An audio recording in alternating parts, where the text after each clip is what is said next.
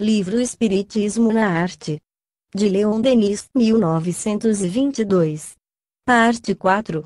Literatura e Oratória. A língua francesa e a ideia espiritualista. Abril de 1922. A literatura e a oratória também são formas de arte, meios poderosos de fazer o pensamento brilhar em nosso mundo. Pode-se dizer o que Esopo, 20, dizia da língua: ela é, segundo o que se fizer dela, o que há de melhor ou de pior. Início da nota do tradutor. 20. Esopo, fabulista grego, século VII a século VI a.C., de origem escrava, depois alforriado. É personagem meio lendária, que se representava como um indivíduo feio, gago e corcunda. A reunião atual das fábulas de Esopo, redigidas em prosa grega, é atribuída ao monge Planúdio, no século XIV, segundo o dicionário Kogan-Larousse. Fim da nota do tradutor. Sob esse ponto de vista, a França sempre teve um papel privilegiado. A clareza, a nitidez de seu idioma, ainda que mais pobre que outros em qualificativos, serviu largamente para a expansão do seu talento e a difusão das ideias generosas. São, portanto, as qualidades desse idioma que asseguram ao nosso país, ao mesmo tempo, um lugar à parte no mundo e uma alta situação no futuro. Nossa língua, por sua limpidez, sua clara compreensão das coisas, é o instrumento predestinado das grandes anunciações, das revelações augustas. As outras línguas têm seu charme, sua beleza, porém nenhuma consegue esclarecer melhor as inteligências, persuadir, convencer. Assim, os espíritos de elite que vierem à Terra cumprir uma missão renovadora encarnarão de preferência em nosso país e, dentre eles, os maiores de todos, a fim de que nossa língua possa servir de veículo aos seus altos e nobres pensamentos através do mundo. Sua presença e sua ação, dizem-nos do além, ainda contribuirão para aumentar o prestígio e a glória da França. A literatura francesa sobressai principalmente na análise dos sentimentos e das paixões. Ela se caracterizou sobretudo no romance, cujo tema geral é o amor sensual. Sob a influência do materialismo ávido de todos os prazeres, ela perdeu-se em contradições, assim como em prazer, e, em lugar de cooperar para o enobrecimento da raça, contribuiu, a maior parte das vezes, para corromper seus costumes e precipitar sua decadência. A maioria dos autores do nosso tempo se comprazem em expor suas aventuras na ostentação de um cinismo picante. Daí, em certos momentos, o descrédito da França no exterior e as medidas tomadas contra a nossa língua em inúmeros estabelecimentos de educação. Já é tempo de uma nova corrente de ideias vir inspirar a arte e a literatura francesas, com um senso mais filosófico das coisas e uma noção mais ampla do destino. Somente isso pode restituir às obras do pensamento toda a sua amplitude e sua eficácia regeneradora. Sob a inspiração de colaboradores e instrutores invisíveis, essa reação vai se acentuar. Os escritores, os oradores, sentem-se levados pelas forças ocultas em direção a horizontes mais puros, mais luminosos. De toda parte surgem produções impregnadas de doutrinas amplas e elevadas. O pensamento francês começa a adquirir esse poder de irradiação ao qual tem direito. Um dia ele atingirá as alturas que, até agora, só a música soube fazer entrever e pressentir. Ele chegará a possuir esse dom de penetração, de persuasão, essas qualidades estéticas que asseguram sua predominância definitiva. Pode-se constatar desde agora que, sob a sua influência, o mundo latino se impregnou inteiramente das doutrinas de Allan Kardec sobre as vidas sucessivas. As obras do grande iniciador foram traduzidas em todas as línguas neolatinas. As edições espanholas e portuguesas se sucedem rapidamente na América Central e Meridional. A ideia espiritualista penetra nos meios mais isolados, sob a forma com a qual os escritores franceses a revestiram. No século passado, 21, os autores de talento já haviam encontrado motivos de inspiração nos fenômenos psíquicos. Pode-se citar Balzac, 22, Alexandre Dumas, 23, Théophile Gautier, 24, Michelet, Edgar Quinet, 25, Jean Reynaud, 26, e muitos outros. Início da nota do tradutor, 21. O autor refere-se ao século XIX. 22. Honoré de Balzac, escritor francês, Tours, 1799 a Paris, 1850. Autor de A Comédia Humana, reuniu, a partir de 1842, diversas séries de romances, formando um verdadeiro afresco da sociedade francesa, da Revolução ao fim da monarquia. Alguns dos seus romances são Gobseck, A Pele de Onagro, O Coronel Chabert, O Médico da Roça, Eugène Grandet, O Pai Goriot, A Procura do Absoluto, O Lírio no Vale, Ilusões Perdidas e outros. Também escreveu contos e peças de teatro, segundo o dicionário Kogan-Larousse. 23. Alexandre Dumas, escritor francês, Villers-Cotterêts, 1802 a Puis, 1870. Foi o mais popular escritor da época romântica. Eis algumas de suas obras: Henrique III e sua corte, Antony, A Torre de Nesle, Os Três Mosqueteiros, 20 anos depois, O Conde de Monte Cristo, A Rainha Margot, A Dama de Montsoreal, segundo o dicionário Kogan-Larousse. 24. Théophile Gautier, poeta francês, Tarbes, 1811 a Neuilly-sur-Seine, 1872. Era partidário do romantismo, mas chegou a uma poesia mais ciosa da beleza formal, esmaltes e camafeus.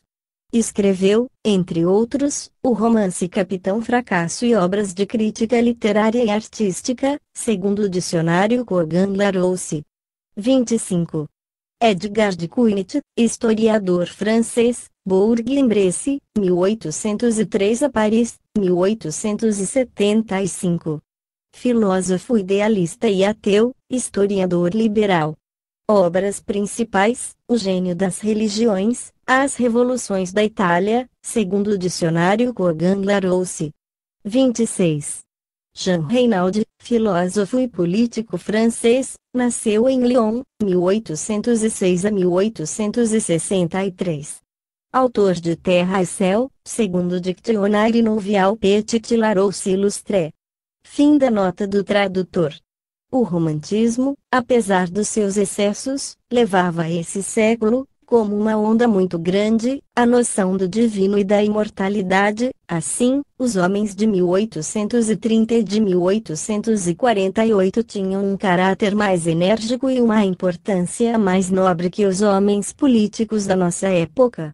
O impulso romântico manifestou-se como prelúdio do grande movimento de ideias que hoje abrange toda a humanidade. De Lamartine a Hugo, até Baudelaire e Gerard de Nerval, 27, todos buscam o infinito na natureza e na vida. A noção das vidas sucessivas se encontra em La Chute d'un Ange, A Queda de um Anjo, e em Jocelyn, 28, depois em Revenant, voltando, Les Contemplations, As Contemplações, La Legende des Siècles, A Lenda dos Séculos, de Victor Hugo, 29. Em La Vie Antérieure, A Vida Anterior, de Baudelaire, 30, etc. Início da nota do tradutor, 27. Gérard Labruni de Nerval, escritor francês, Paris, 1808 a 1855. Obras principais: As Filhas do Fogo, Aurélia, As Quimeras.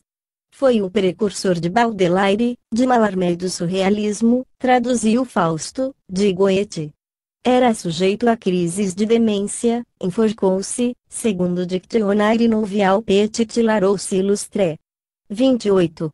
A Queda de um Anjo e Jocelyn, obras de Lamartine, segundo o Dictionnaire Nouveau Petit Larousse Illustré. 29. Victor Hugo, escritor francês, Besançon, 1802 a Paris, 1885. Inicialmente foi um poeta clássico nas suas odes, mas depois tornou-se o chefe do romantismo com Cromwell, os Orientais e Hernani.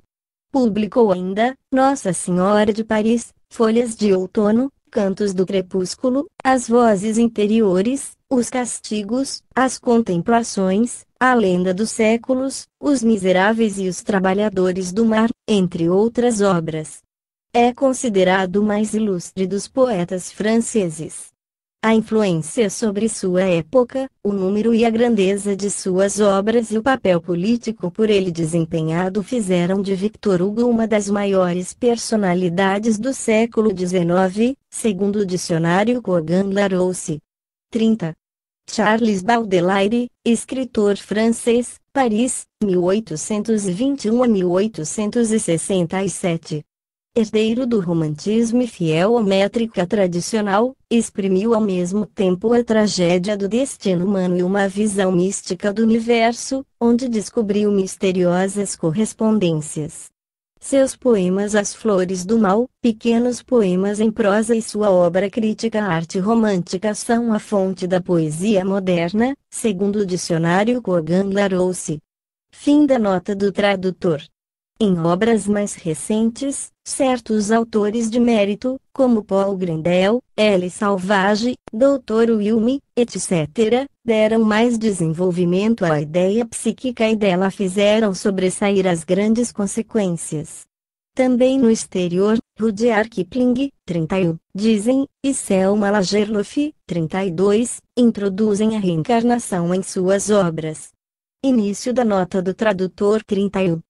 Rudyard Kipling, escritor inglês, Bombay, Índia, 1865 a Londres, 1936. Escreveu poesias e romances, entre estes, Livros da Selva e Kimi. Recebeu o Prêmio Nobel em 1907, segundo o dicionário Kogan-Larousse. 32. Selma Lagerlöf, escritora sueca, Marbaca, 1858 a 1940. Autora de Saga de Gösta Berling. Recebeu o Prêmio Nobel em 1909, segundo o dicionário Kogan-Larousse. Fim da nota do tradutor. Toda uma pleiade de jovens e ardentes escritores, nem sempre avaliados, segue esses exemplos e se embrenha em caminhos ricos e fecundos. Os graves acontecimentos dos últimos anos criaram por toda parte novas necessidades do espírito e do coração, a necessidade de saber, de crer, de descobrir os focos de uma luz mais viva, de fontes abundantes de consolação.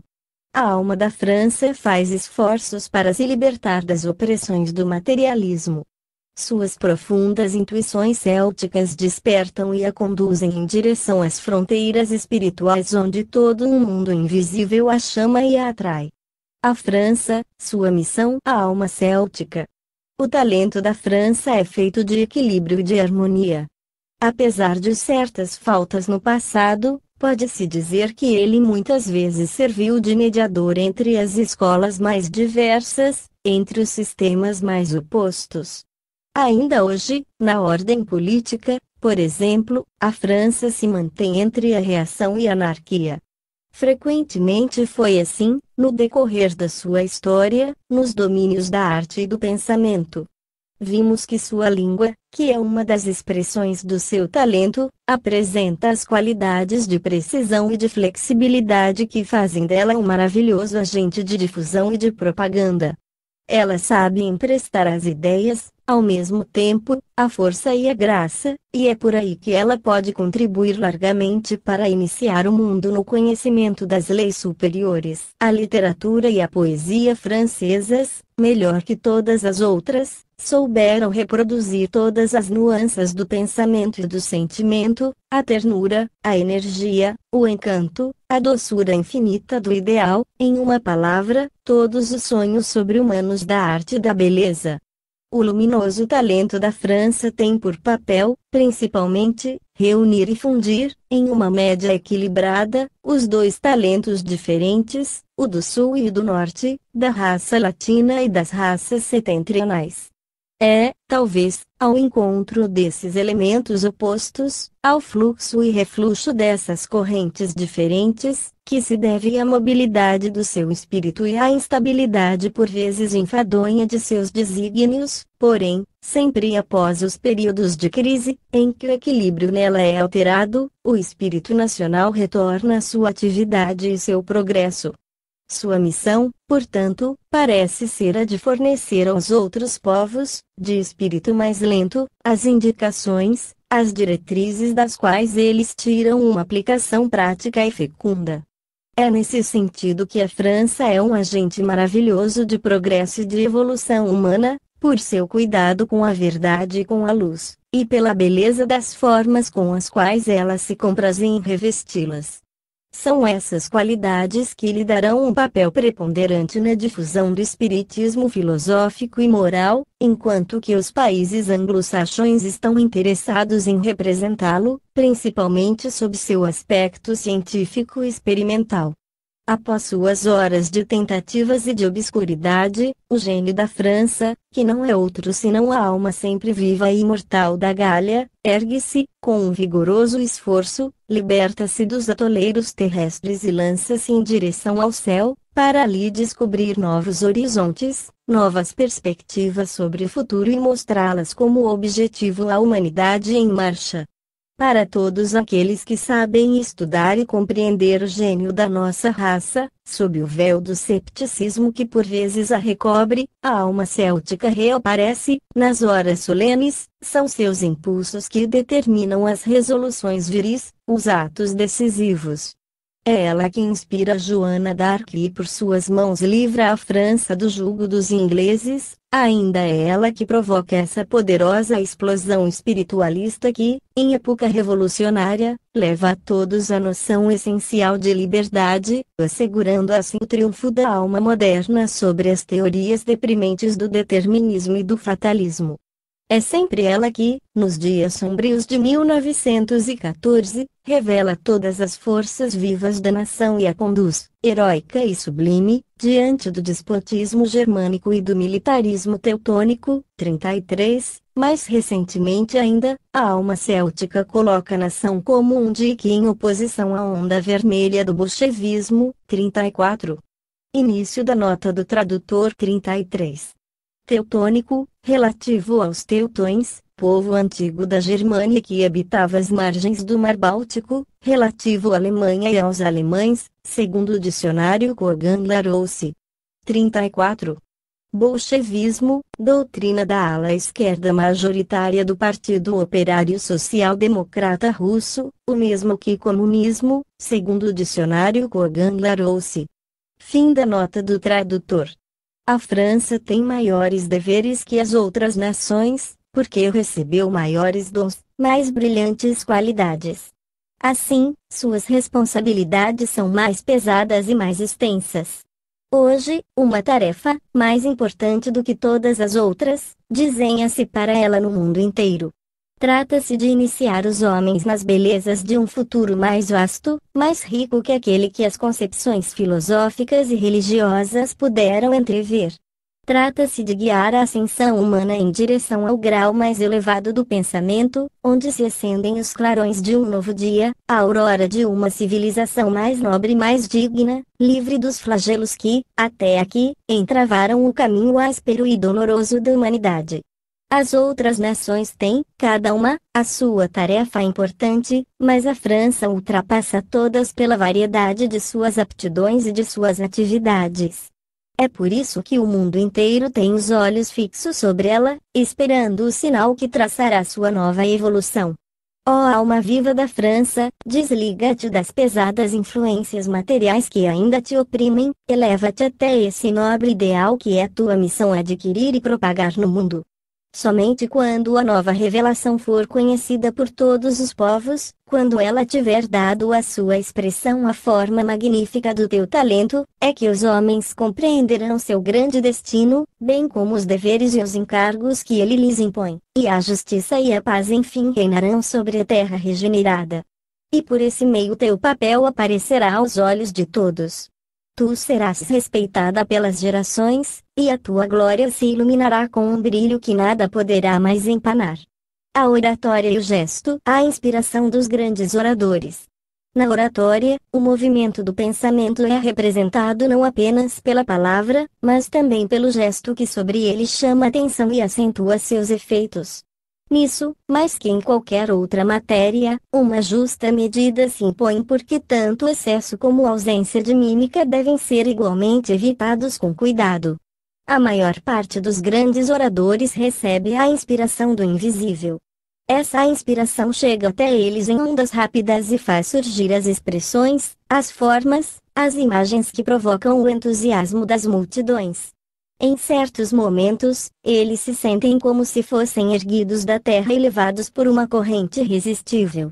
No transcorrer da minha carreira de conferencista, experimentei muitas vezes a sensação de uma poderosa ajuda oculta, e eu conhecia a sua causa. O espírito Jerônimo de Praga, meu protetor, meu guia, sempre me assistiu na minha tarefa de propagandista. Às vezes, no momento de aparecer diante de um numeroso público, com frequência indiferente ou mesmo hostil, e de tomar a palavra, eu era vítima de um mal físico, de uma violenta enxaqueca que paralisava meu pensamento e minha ação. Mas então, respondendo ao meu ardente apelo, à minha prece, o espírito do meu guia intervinha. Por uma enérgica magnetização, ele restabelecia o equilíbrio orgânico e devolvia minha lucidez, meus meios de agir.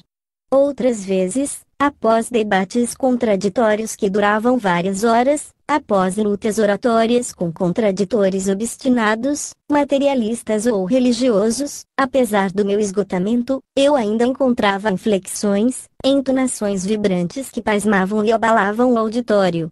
Um dia, tive a compreensão desse fenômeno ao vê-lo acontecer sob os meus olhos.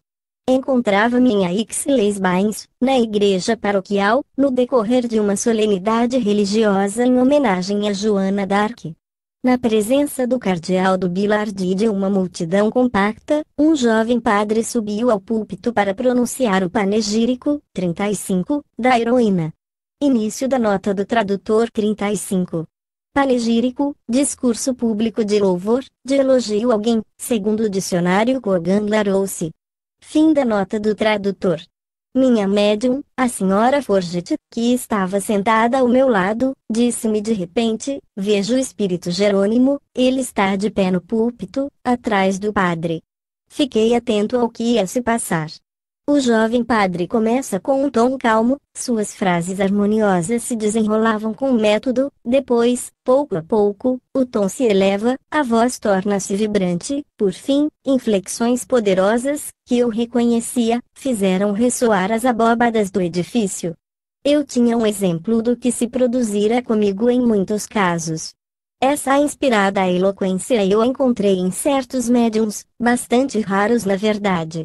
Há os que incorporam, em uma mesma sessão, vários espíritos dos quais as palavras revelam personalidades muito diferentes, de grande originalidade que é impossível serem confundidas entre elas ou com a do médium. O médium mais notável que encontrei, no decorrer de minhas viagens, foi a filha de um professor do Liceu de Marsella. Quando em estado de transe, ela servia de voz não somente a oradores do espaço, mas também a outras entidades extraordinárias, por exemplo a célebre senhora Geoffrin, que por sua delicadeza de espírito, sua amabilidade e encanto penetrante de suas maneiras, por sua linguagem um pouco antiquada, não deixava, temos que convir, margens para a simulação. É assim que as influências do alto se fazem sentir de mil maneiras, e que mais e mais se confirma a prova da sobrevivência da alma e da solidariedade que liga o mundo dos vivos ao mundo dos mortos. Escritores e oradores, o verdadeiro mérito, a influência da música. O verdadeiro mérito, seja do escritor, seja do orador, consiste em fazer pensar, em provocar nas almas as nobres e santas exaltações, em elevá-las em direção às alturas radiosas onde elas percebem as vibrações do pensamento divino, em uma comunhão suprema. No entanto, para que a alma se desenvolva e desabroche no êxtase das alegrias superiores, é bom que a harmonia venha se juntar à palavra e ao estilo, é preciso que a música venha abrir, para a inteligência, os caminhos que levam à compreensão das leis divinas, à posse da eterna beleza. A influência da música é imensa e, segundo os indivíduos, reveste-se das mais diferentes formas. Os sons graves e profundos agem sobre nós de tal maneira que o melhor de nós mesmos se exterioriza. A alma se desprende e sobe até as fontes vivas da inspiração. Quando eu tinha que fazer uma conferência em uma grande cidade, por mais de uma vez aconteceu dirigir-me, na véspera, à noite, a algum teatro lírico.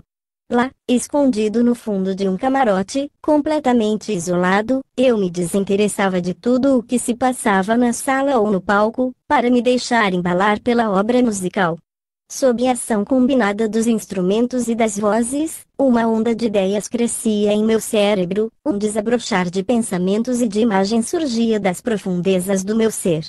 E, nesses momentos, eu determinava o meu tema com uma riqueza de matérias, uma profusão de argumentos, uma abundância de formas e de expressões que eu não poderia ter encontrado no silêncio e que nem sempre se apresentavam em minha memória no momento oportuno. O som dos grandes órgãos e os cantos sacros produzem em mim impressões ainda mais profundas. Durante os momentos em que posso ouvir boa música, o poder da arte abre, para meu benefício, o domínio dos tesouros escondidos das mais belas faculdades psíquicas, para, em seguida, deixar-me recair pesadamente na corrente habitual do pensamento e da vida. Na Terra, é pelo pensamento, oral ou escrito, que se comunica a fé e que se instruem os homens. Porém, no espaço, nos dizem os nossos guias, a música é a expressão sublime do pensamento divino.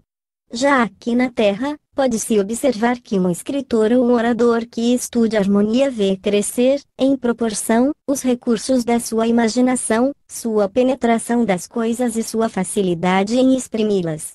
Certos homens talentosos não têm declarado que suas mais belas obras tinham sido concebidas em horas de êxtase, provocadas pela audição de ecos longínquos de algumas notas desprendidas dos concertos celestes, quer dizer, da orquestra infinita dos mundos. Sétima lição. Ação do pensamento na literatura e na oratória. 27 de janeiro de 1922. Esta noite vamos abordar o domínio artístico, que tem por veículo puro o pensamento na literatura e na oratória. Em nossa última conversa mostramos como, sob o ponto de vista artístico, o reflexo do pensamento podia, graças a meios maravilhosamente sutis, ligar-se a moléculas fluídicas e, por meio de cores variadas, representando ideias, compor quadros nos quais a arte da cor reproduz cenas tendo belo por símbolo, isso dito em forma de transição. E agora, qual será a ação do pensamento na arte? O pensamento é, antes de tudo, um dom de observação. O ser humano, encarnado ou desencarnado, pode explorar, em pensamento, todos os meios. Deixaremos de lado os seres que têm o caráter essencialmente imaterial e levam seus pensamentos para mundos onde reina o espírito de lucro ou de luxúria. Porém, no ser evoluído, o pensamento se elevará muito mais alto. Vós sabeis que, em vossa terra, esse pensamento liga-se à pintura dos costumes, análise dos caracteres, e se traduz em escritos que revestem formas mais ou menos simbólicas. No espaço, o pensamento torna-se naturalmente muito mais livre, ele possui em si mesmo o reflexo exato de todos os sentimentos que, anteriormente, nele puderam se imprimir e impressioná-lo em graus diversos. O espírito, quando está liberto da matéria e chegou a uma certa elevação, pode transmitir seu pensamento diretamente a seres ainda encarnados. Daí os fenômenos da inspiração. Tomemos, por exemplo, um ser espiritual muito evoluído e que professe o culto da beleza perfeita. Ele reconhecerá na Terra seres humanos cujo pensamento já se traduz em feixes luminosos. Ele sentir-se-á atraído para esses seres e seu próprio pensamento irá se misturar ao deles, suas moléculas fluídicas vivificarão, de uma forma intensa, as moléculas materiais geradoras que brotam do cérebro do ser que vive no vosso mundo. os espíritos escritores se aproximarão dos artistas da pena, os antigos oradores sentir-se-ão atraídos para os mestres da palavra. Eis a transmissão do espaço para o mundo. Porém, no ser evoluído, o desejo de fazer irradiar seu pensamento através do espaço não é menor que aquele que o atrai em direção aos mundos habitados. Tomemos, por exemplo, um grande pensador da Terra, de regresso ao espaço, ele revelará aos espíritos que o cercam a própria essência das virtudes adquiridas. Depois, lendo nos cérebros dos seres encarnados, ali projetará ondas impregnadas de todas as qualidades do seu pensamento. É uma obra imperecível esta transmissão através dos corpos fluídicos, porque quando a irradiação do pensamento é intensa, ele impressiona os cérebros de tal maneira que estes guardam sempre a marca da impressão recebida. Existe uma estreita correlação entre os pensadores da Terra e os do espaço. Certos espíritos passam sua existência no espaço recolhendo essas impressões. Quando, por sua vez, sentem-se capazes de fazer os seres menos evoluídos aproveitarem essas impressões, eles retornam à Terra e então vêm a ser esses grandes escritores, esses grandes poetas e essas pessoas ilustres que ganham a respectiva admiração daqueles que os cercam. A arte da eloquência forma-se da mesma maneira, porém com mais sutileza. No orador, as vibrações do espaço são poderosamente sentidas através do organismo, em consequência de um trabalho mais intenso, efetuado antes do nascimento, e pela ação de uma vontade muito mais forte. Cada orador, em graus diferentes, possui o dom da intuição, mais ou menos desenvolvido. Em geral, as qualidades de um mestre da eloquência resultam de uma preparação realizada no espaço, graças à soma das impressões recebidas nesse meio. Segundo a disposição das moléculas materiais, a arte, no homem de letras ou no orador, é mais ou menos pura. Tendes a prova desse fato considerando-se as diferentes classes de escritores, de poetas, de oradores. No escritor comum, o pensamento ainda é carregado de um materialismo grosseiro. No poeta, o ideal, o símbolo, distinguem-se mais e quanto mais puros mais admiráveis eles são. O mesmo acontece com o orador que, profano ou sacro, consagra seu órgão físico à defesa e à difusão das máximas e dos preceitos que emanam quase de Deus. As formas de exteriorização do pensamento são tão múltiplas quanto os indivíduos. As categorias de pensadores podem se distinguir no espaço pela intensidade luminosa que se desprende do seu ser fluídico. Vossa palavra, de natureza absolutamente imaterial, é algo desconhecido no espaço, assim sendo, quando um ser retorna a essa vida, ele deve se submeter a uma nova adaptação e sua linguagem tornar-se-á a da interpretação das cores. Na cor há uma gama de tal modo sutil e variada que as menores modulações podem representar as menores flutuações do pensamento. Um ser apaixonado pela arte poderá receber e transmitir pensamentos de uma delicadeza infinita e eu vos asseguro que, em minha opinião, a arte no pensamento se aproxima mais de Deus do que as outras artes.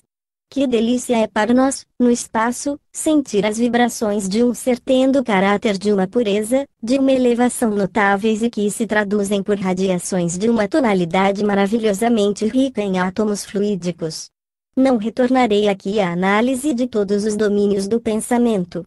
Eu que simplesmente vos dar o mecanismo da transferência da arte da Terra ao espaço e seu princípio fundamental no meio das camadas fluídicas. Acrescentarei, e insisto em vos dizer, que o pensamento é, para nós, a coisa mais fácil de se transmitir, porque temos uma verdadeira alegria em ajudar na iluminação moral dos seres que vos cercam. Vossos cérebros humanos, fechados a sublimes ideias emanadas do ser divino, não podem, atualmente, compreender o encadeamento das forças em ação no universo. Que vos baste saber que o pensamento de Deus atinge todos os seres e todas as coisas, que nenhuma de suas radiações é perdida, e que o nosso papel, de nós, pobres libélulas, é transmitir o melhor de nós mesmos àqueles que podem nos compreender. A arte vem nos ajudar nisso. Portanto, dediquem-se a pensar com arte. Amai aqueles que pensam bem. Porque, estejam certos disto, a própria essência desse pensamento é um reflexo da vida no espaço, lamentem aqueles que não sabem pensar.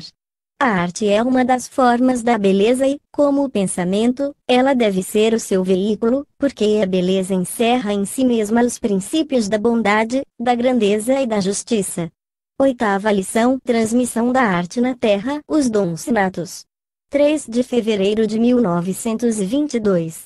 Falaremos hoje sobre a transmissão da arte em vossa terra, a fim de mostrarmos a participação que tem, nas composições artísticas, os espíritos que continuam uma obra cujos elementos se obtêm das fontes fluídicas e se propagam nos meios materiais. Vimos de que maneira, no espaço, um ser evoluído podia, por reflexos, reproduzir por meio de suas qualidades artísticas, temas retirados do domínio da arquitetura, da pintura, da escultura ou do pensamento. Vós vos lembrais que é graças à faculdade que cada ser fluídico possui, de poder constituir os elementos e os quadros de suas vidas sucessivas, que ele aprende e retém todas as coisas que formam a universalidade divina.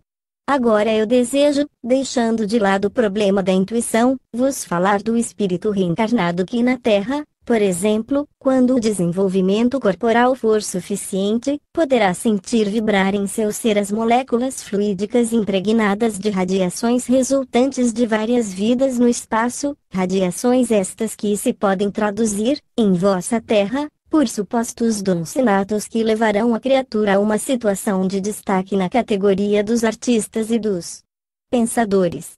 Tomemos arquitetura, após ter reunido os elementos do desenho que enriquecerão seu cérebro de materiais capazes de concentrar as radiações, estas, intuitivamente, levarão o ser humano a criar formas ideais, inspirando-se, sem o saber, em imagens, em quadros, que poderão ser reconstituídos pelas radiações ligadas aos seus átomos cerebrais. Segundo o número de vidas percorridas, segundo a vontade de estudar, de compreender, os átomos serão mais ou menos animados de uma vida própria e, também de acordo com a flexibilidade de harmonia das linhas que lhe servirão de condutor, a obra criada será mais ou menos rica e elevada. De um lado, trabalho exterior, aquele que é ensinado durante a vida tangível do ser, de outro lado, fixação de moléculas radiantes, impregnadas das aquisições anteriores. Sobre essas linhas mais ou menos flexíveis, maleáveis, realiza-se uma produção, uma criação do objetivo. O arquiteto, em sua mesa de trabalho, de repente vê aparecerem as linhas, as abóbadas e, segundo sua vontade, um monumento se edifica. São as moléculas que, de acordo com os conhecimentos geométricos adquiridos, agem por extensão sobre os lobos cerebrais do artista e concretizam imagens idealizadas pelo abstrato.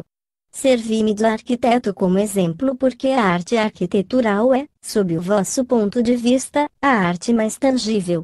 No espaço, o espírito percorre mundos infinitos, a arte dá linha para ele a primeira letra desse alfabeto o grandioso que nós chamaremos de a gama das formas, dos sons e das cores. O ser vai obter no espaço e nos mundos essas formas necessárias, que serão reproduzidas pela escultura. Para um espírito mais sutil, que ocupa um escalão mais elevado da arte, a pintura será a preferida porque o relevo na pintura é unicamente fluídico e deve ser reproduzido pelo pincel. O terceiro escalão será o que dará acesso aos pensadores, aos filósofos, aos escritores. Os trabalhos geométricos, dos quais falamos, ali se tornam quase fictícios, sendo a geometria do pensamento simplesmente uma análise cada vez mais sutil dos seres e das coisas.